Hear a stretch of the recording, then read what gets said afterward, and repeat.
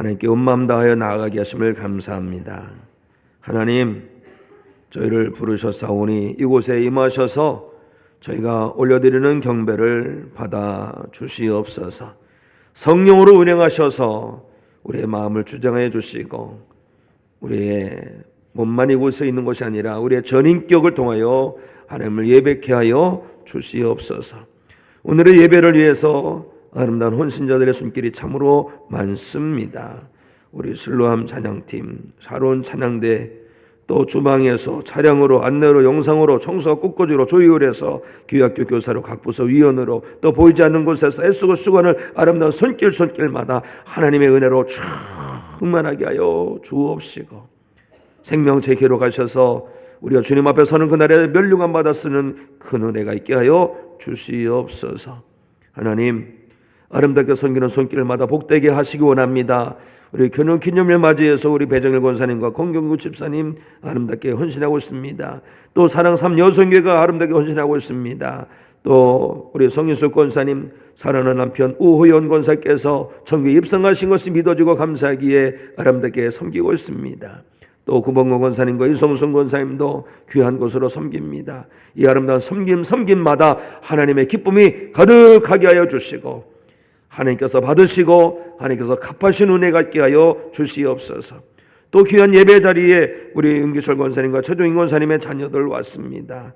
이제 내년 1월 17일에 결혼을 합니다. 윤송주 귀한 청년을 축복해 주시옵시고 귀한 이제 공선아 자매 하나님 복되게 하여 주시옵시사. 두 사람이 만나서 사랑하고 결혼을 약속하게 하신 것은 하나님의 크신 은혜요 역사인 줄로 믿습니다. 이제 가정을 꾸리고 나아갈 때에 그 가정을 통하여 하나님의 구원의 역사가 더욱 넘쳐나게 하여 주시고 생육과 번성의 땅에 충만하고 하나님께 영원히 드리는 축복의 가정이 되게 하여 주시옵소서. 하나님 아버지요, 오늘 주리아 자매님께서 둘째 출산하고 이렇게 둘째 아이와 함께 왔습니다. 하나님 복되게 하여 주시옵소서. 귀한 생명 이 땅에 태어나게 하셨사오니 하나님께서 친히 양육자가 되어주시고 보호자가 되어주시옵시고 귀한 아기를 통하여서 하나님의 영광이 드러나게 하여 주시고 수많은 사람들이 주께로 돌아오는 역사 있게 하여 주시옵시고 우리와 주리아 자매님의 가정을 복되게 해 주시사 그 가정에 하나님의 평강과 기쁨과 은혜만 가득하게 하여 주시옵소서. 하나님, 이 시간 저희들에게 생명의 말씀을 주시옵소서. 말씀을 통하여 하나님의 형상이 우리 가운데서 빚어지길 원합니다. 도기장의 손에 있는 진흙처럼 주님 손에 우리의 심령을 맡겨드리오니 빚어주셔서 예수님의 형상 회복하게 하여 주시옵소서. 하나님 말씀을 듣고 우리 가운데 믿음이 일어나기 원합니다. 믿음의 큰 역사가 나타나게 하여 주시옵시고 말씀 중에 치료가 임하고 말씀 중에 응답이 임하게 하여 주옵소서. 예수 그리스도의 이름으로 축복하고 기도합나이다. 아멘. 할렐루야. 오늘 하나님께서 우리를 불러주셔서 우리가 이곳에 나와 하나님을 예배하고 있는 줄로 믿습니다. 하나님께서 부르실 때에 이런 핑계 저런 핑계 되지 아니하고 힘내서 하나님 앞에 나와 예배하는 성도 여러분마다 하나님의 은혜가 임할 줄로 믿습니다. 하나님께서 은혜 주실 때는요 그냥 주시는 것이 아니라 넘치게 주시고 또 충만하게 주실 줄로 믿습니다. 하나님의 신비한 신령한 은혜가 성도 여러분 가운데 임하여서 성도 여러분의 영혼이 잘되고 또 범사에 좋은 일 있고 강건하게 되시는 은혜가 임하기를 예수님의 이름으로 축원합니다. 축원합니다. 아멘. 우리 주리아 자매님 어디 계세요? 애기 안고 잠깐만 일어나 보세요. 어디 계신가? 아, 네. 우리 한번 축복의 박수 하겠습니다. 네, 감사합니다. 네. 다음에 오실 때는 미리 말씀하셔서 우리 함께 하나님께 영광 올리고 축하할 수 있도록 알려주시기 바랍니다. 성도 여러분에게 있어서 성탄절은 어떤 의미입니까? 목사님에도 불구하고 한때 이런 얘기 있었어요. 성탄절 있어서 참 힘들다. 왜냐하면 애들 연습시켜야 되고 또 그날 또 준비해야 되고 또 예배도 계속 하니까 막 힘들고 그래서 그런 적이 있었어요. 저건 좀 회개할 만합니다.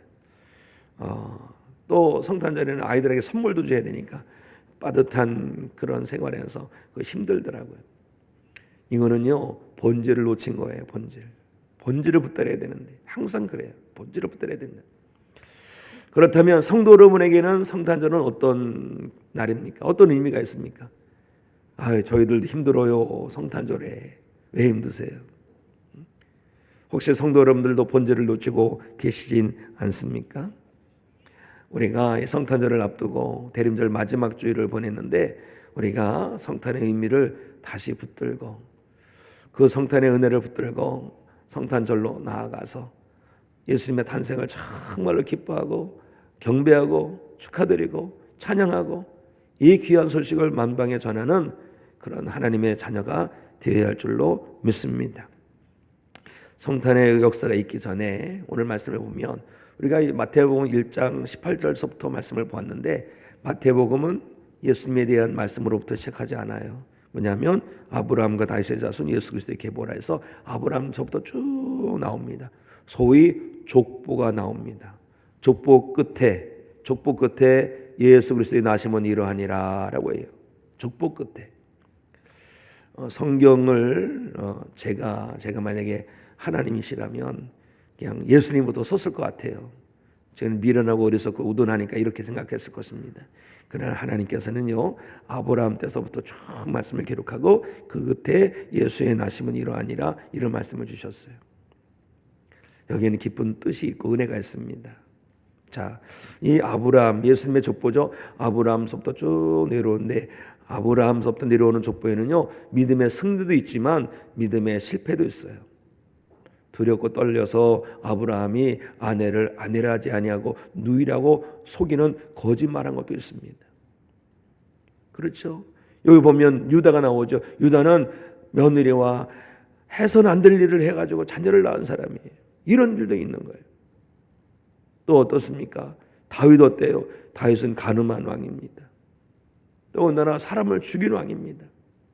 그런 족보가 쭉 있어요. 더군다나 바벨론 포로에 대한 말씀도 나와요. 바벨론 포로, 요즘 새벽기도 때마다 예레미야서를 읽는데 예레미야의 말씀이 뭡니까? 하나님께서 진노하셔서 분노하셔서 이 모두를 이 이스라엘 유다 백성들을 다 바벨론으로 옮기신다는 말씀 아닙니까? 이건 정말로 영적인 역사로 보면 수치스러운 거예요. 그런데 이것이 다 기록되어 있습니다. 그리고 그런 역사, 그런 족보 끝에 예수 그리스도의 나심은 이러하니라 이 말씀이 있는 것을 보게 됩니다. 사랑하는 성도 여러분, 하나님은 왜 이런 역사를, 이런 족보를 기록해 놓으시고 그 다음에 예수 그리스도의 나심을 말씀하고 있는 건가요? 하나님은 어제나 오늘이나 동일하신 분인데 이 족보에는 많은 성공도 있지만 실패가 참 많아요.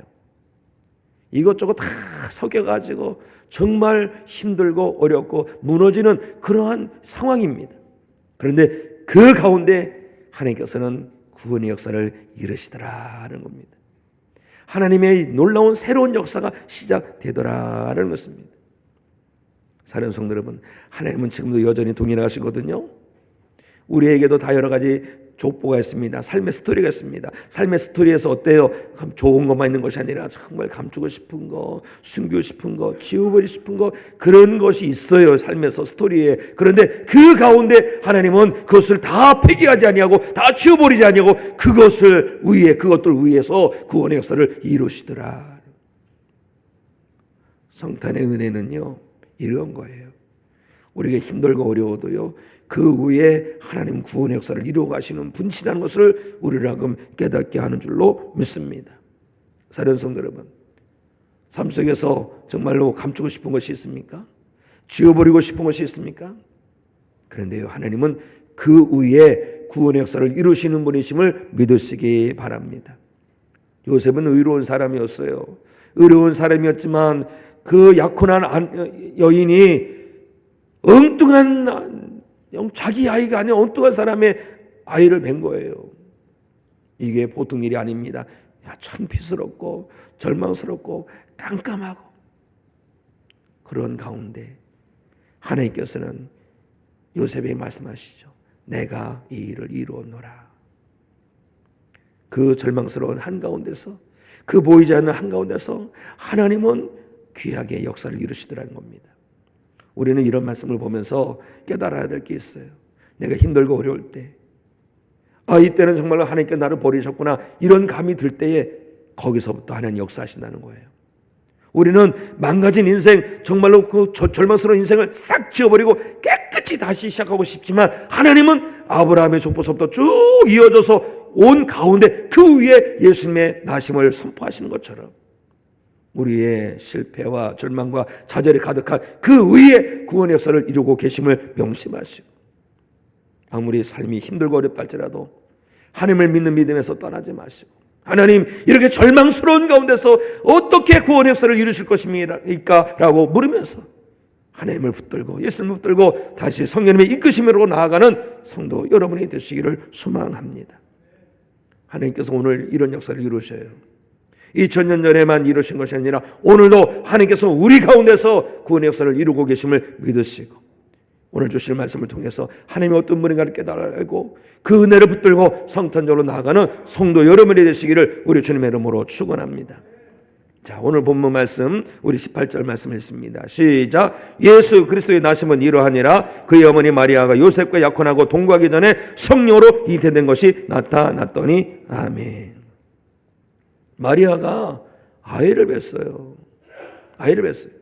인간적으로 보면 이게 있을 수 없는 일입니다. 이해도 안 되는 일이에요. 이거는요 완전히 멸망할 그런 일이죠.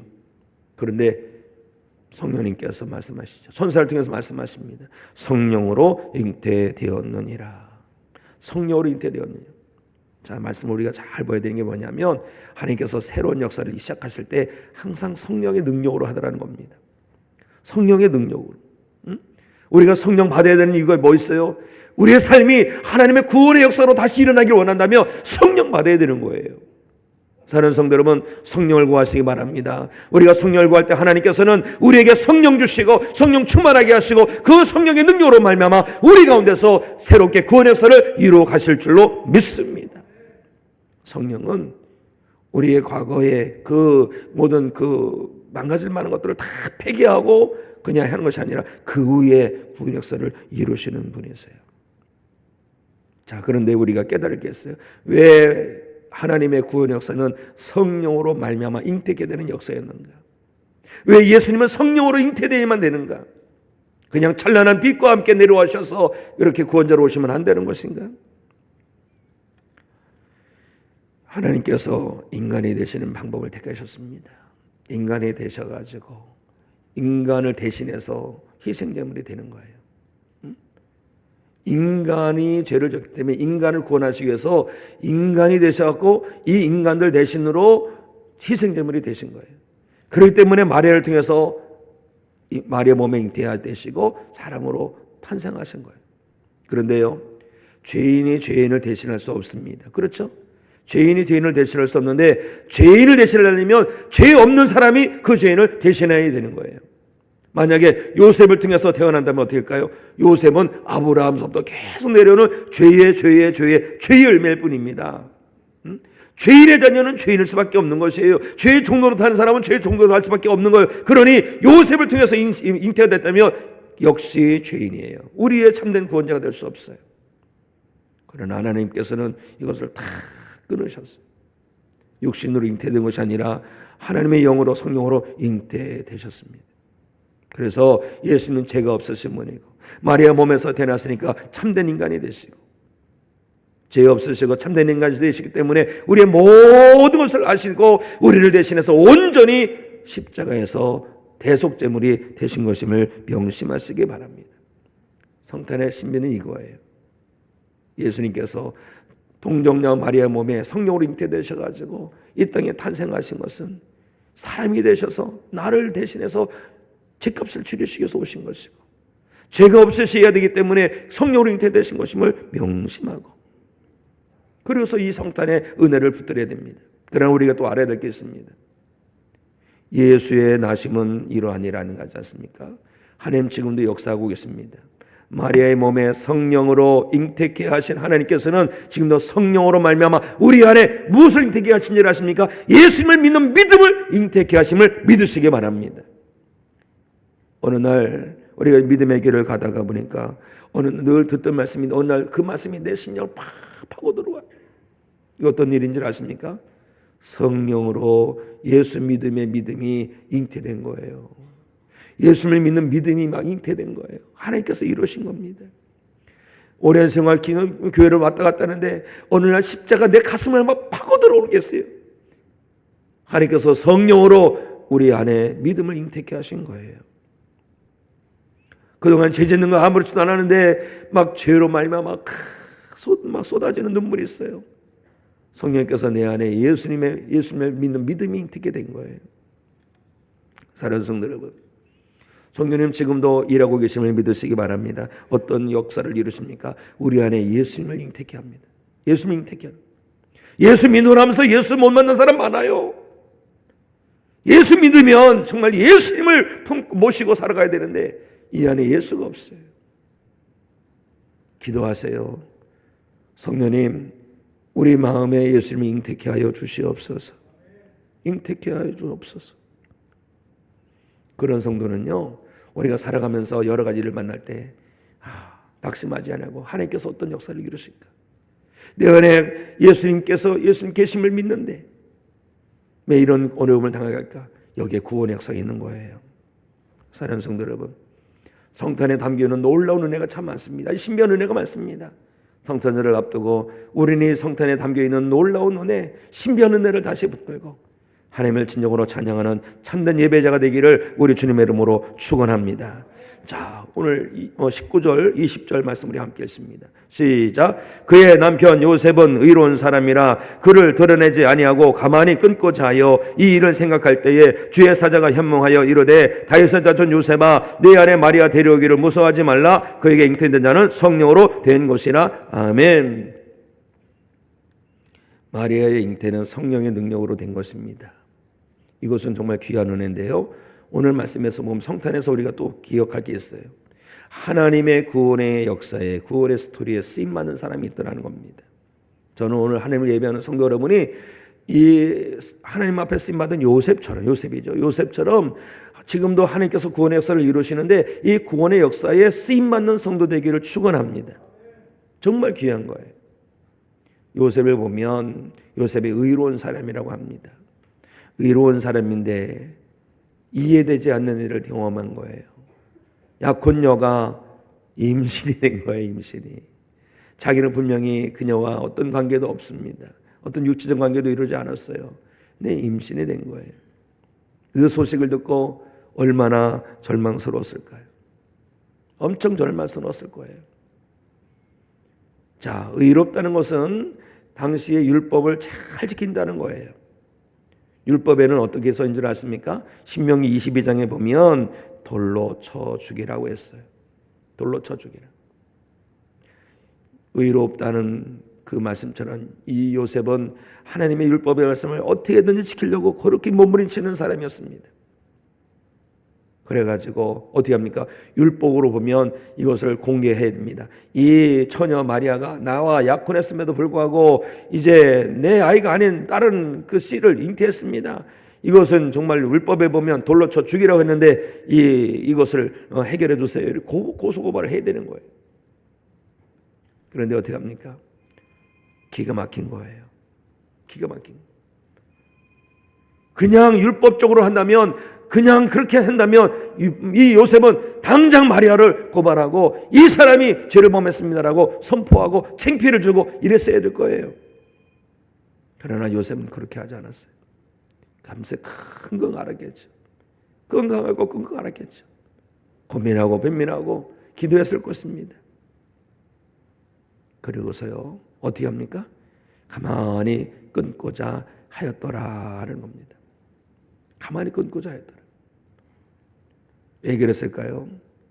요셉은 분명 의로운 사람으로서 율법을 잘 지키는 공의와 정의가 있는 사람이었는데 왜 가만히 끊고자 했을까요?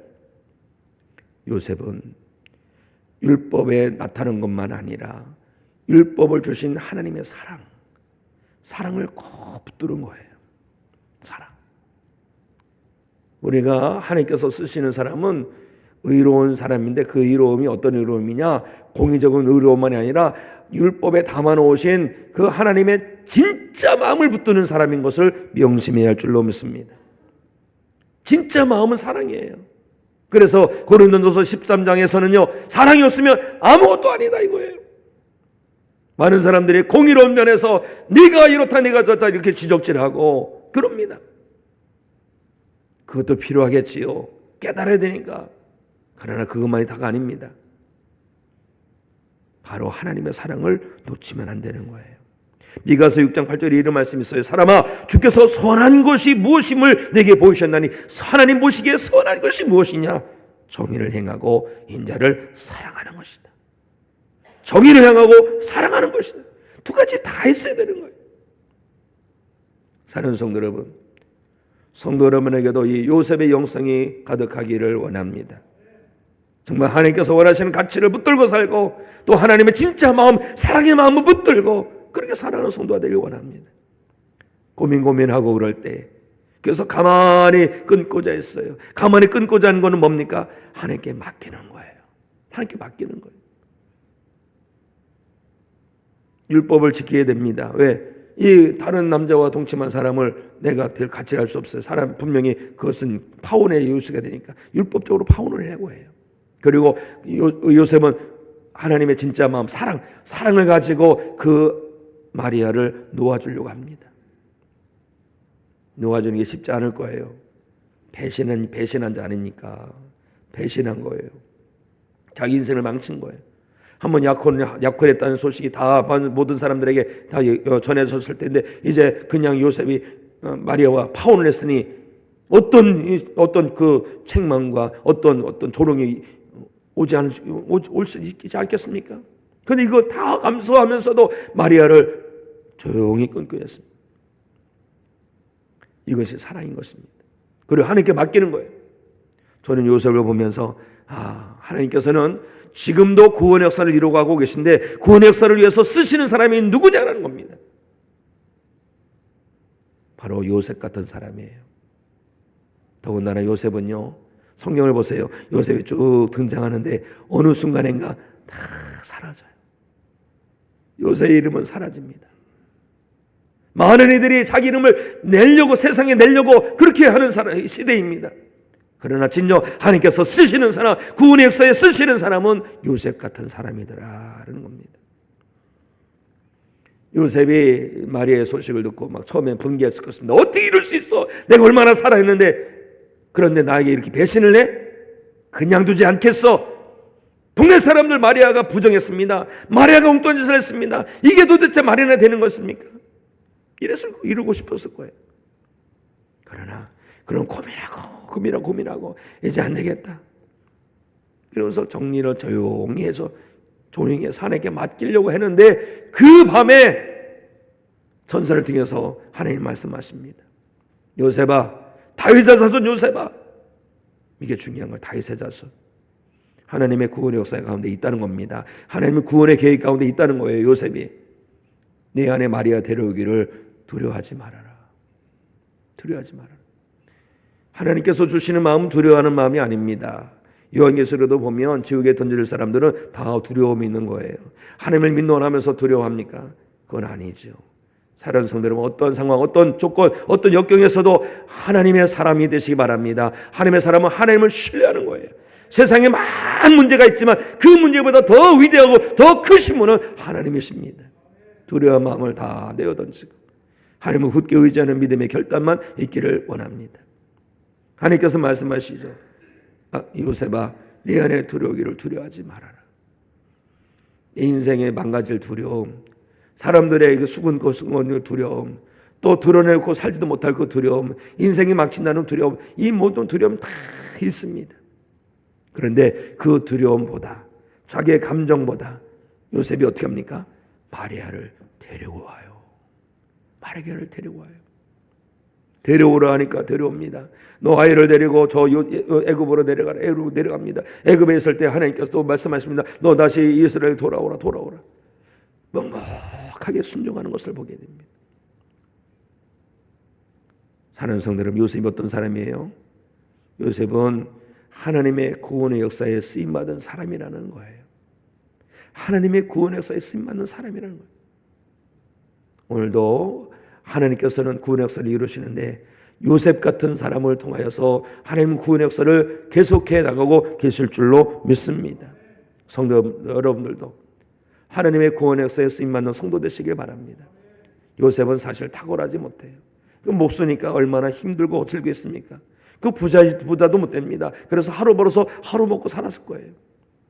가난했을 것입니다. 가난해도 하나님을 두려워하는 사람, 어렵게 살아도 하나님의 말씀을 붙들고 살려고 하는 사람, 정말 내가 생각할 때 아닌 것 같아도 하나님의 말씀에 순종할 때 하나님께서는 그런 사람들을 쓰시더라 이거죠.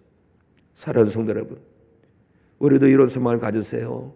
이번 성탄절에 하나님 요셉처럼 쓰임받는 사람이 되기 원합니다.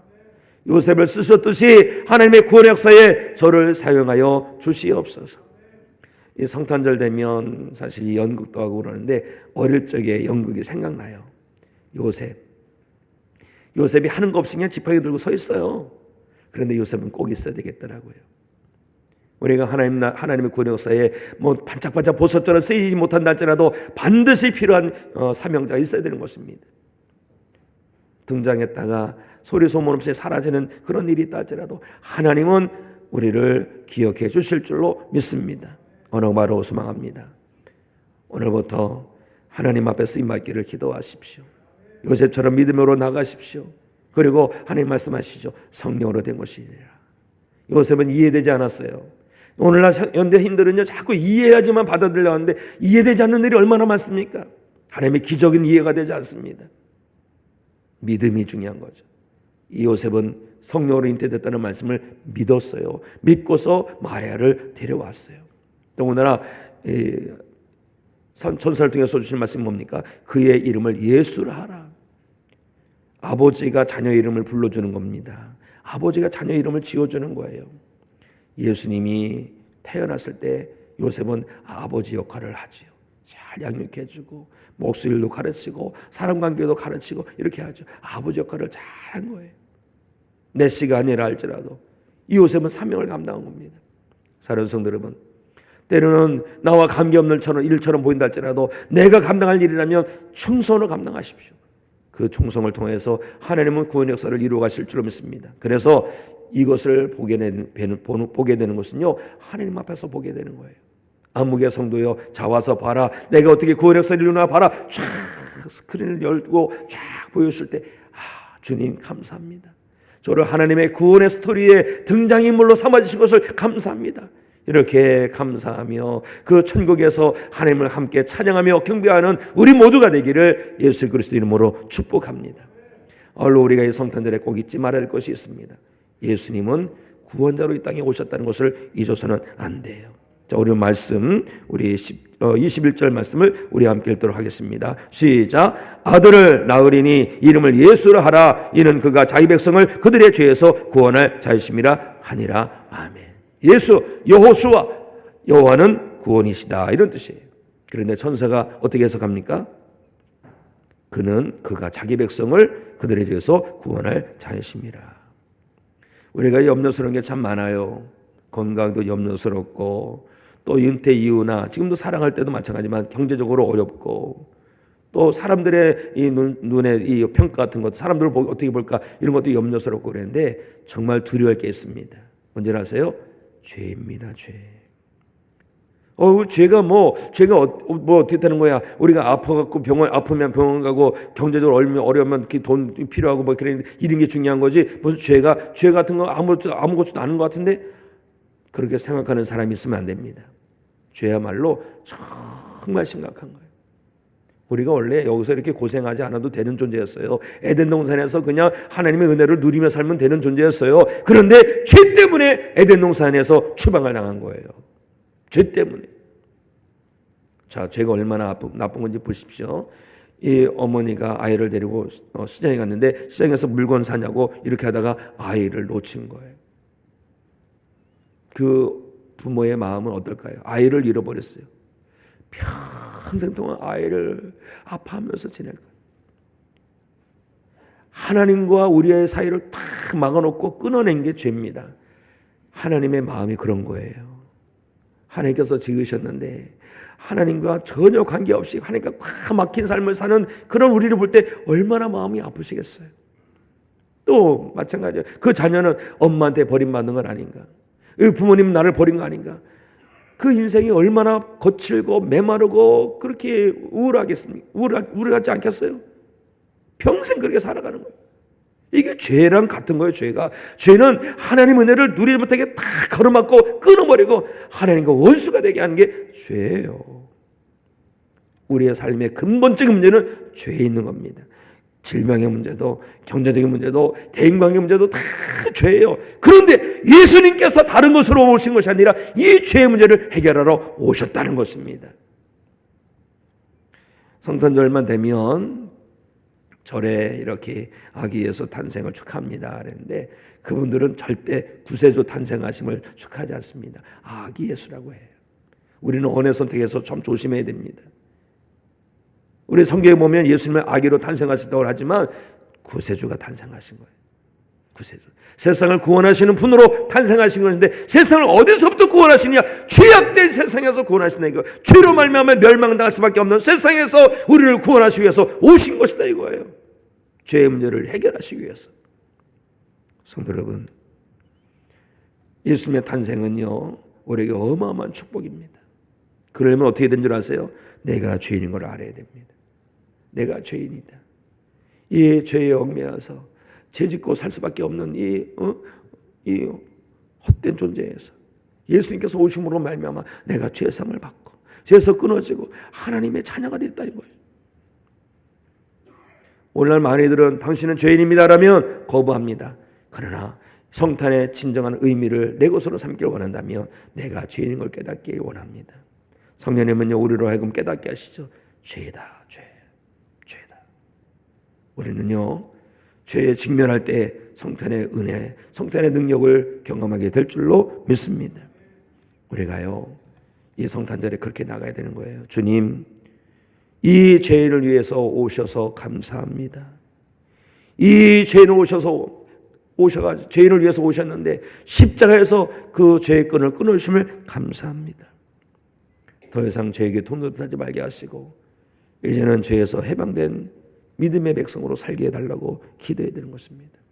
그리고 성령님께서 우리 가운데 오셔서 그 은혜 역사를 이루어달라고 기도해야 할 줄로 믿습니다. 사랑하는 성도 여러분, 성탄에 엄청난 은혜가 담겨 있어요. 그 구원의 은혜는요 지금도 여전히 일어나고 있음을 믿으시기 바랍니다. 성령님께서 성도 여러분 안에서 새로운 역사를 이루시고 계시고 또 요셉처럼 하나님 앞에 쓰임받는 역사가 있기를 원합니다. 의로움 돼요. 사랑을 붙들면 돼요. 하나님께 맡기면 돼요. 순종하면 됩니다. 그래서 우리 모두 하나님의 구원의 역사에 쓰임받기 원합니다. 그리고 성탄은 죄에서 구원하시려고 예수님께서 오셨다는 것을 만천하에 선포하는 날인 것을 기억하시고 이 귀한 날 진정으로 모든 이웃들과 함께 우리의 구세주의 탄생을 찬양하고 경배하는 성도 여러분이 되시기를 우리 주님의 이름으로 축원합니다. 자, 자리에서 일어나셔서 우리 찬송가 122장